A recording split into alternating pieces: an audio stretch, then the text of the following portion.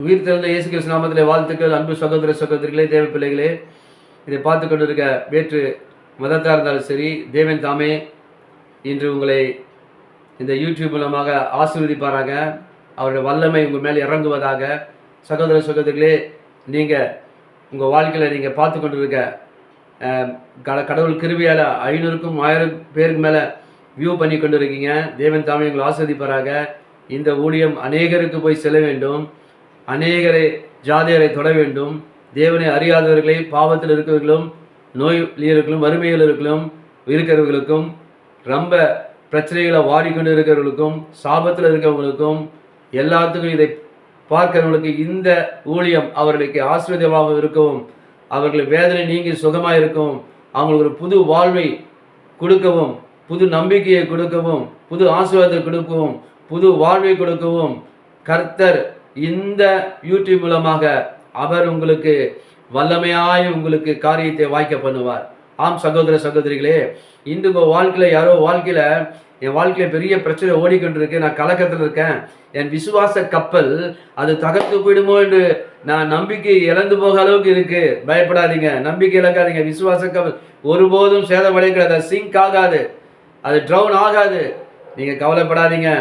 உங்களை பிசாசு ரொம்ப சோதிக்கிறான். உங்களை அவன் சோதனைக்காரன், அவன் தோத்து போனவன், அவன் பல் பிடுங்கப்பட்டவன், அவன் ஒன்றுமில்லாதவன்.